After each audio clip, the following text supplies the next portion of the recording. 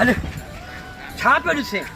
अरे ॾिसे छा पियो मामा हेॾा वॾा जहाज होड़ा हाँ अरे अॼुकल्ह माशाल्लाह हेॾी महिनत करे अंदरि समुंड में वेंदा आहिनि पोइ उते 15-20 ॾींहं उते समुंड में हूंदा आहिनि उते रछ छुड़ाईंदा आहिनि पोइ मच्छी मरंदी आहे हींअर त माशाल्लाह मल्हान ते रब साईं बि जेको सो महिरबानी आहे अरे सुआ मच्छियूं बि लॻनि हा हाणे तोखे हिननि सां गॾु कमु करिणो आहे 15-20 तोखे समुंड में वञिणो आहे मामा 15-20 ॾींहं मुंहिंजो त इहो फाटंदो पाणीअ में यको हीअं तो फटे इहो वरिते हीअं त खाइण महिल इहो कोन थो फटे चढ़ मथे पर बाबा मूंखे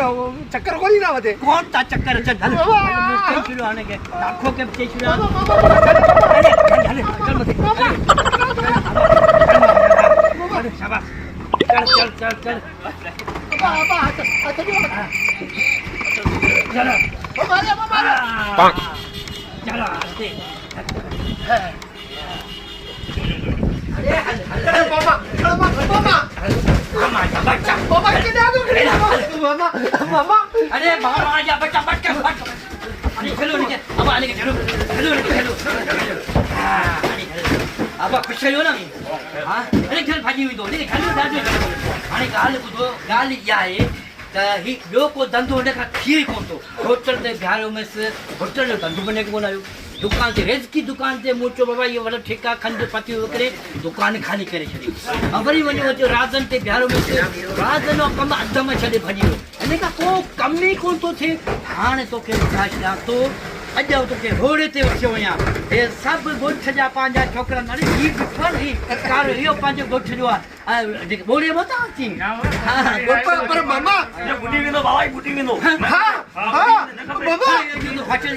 न कर मामा हेॾो वॾो जहाज इहो पाणीअ में त बुॾी वेंदो आहे हलंदो कीअं अरे ये मशीन ते हलंदो इंजन ते हलंदो धुआ कढंदो त फट फट ऐं पोइ हे जेको तूं रछो ठाहींदा मच्छियूं खणजंदियूं पोइ मच्छियूं खणी हिते ईंदे पोइ हितो पती हूंदे न पोइ पाण ख़ुशहाल थी वेंदासीं भागा तूं कमु त कर मामा सुआ मच्छी में लॻी थी सुआ कुदरत सां उहा बि लॻी सघे थी ॿियनि खे बि लॻी आहे पर अदा मूंखे रुगो ने पेड़ी में चढ़ो आहे न मूंखे चक्कर में अचनि पोइ अंदरि अलाए कहिड़ो हाल थींदो बाबा बुढ़ी वेंदे तूं कोन अरे तूं यार तूं मराई वधीक थोरो वधीक अचे थो हिनखे तूं नथो वठी अरे बाबा न खपे बुढ़ी वेंदो कॾहिं मामा पेशाब करे अचां थो मामा मुंहिंजो सुधार करा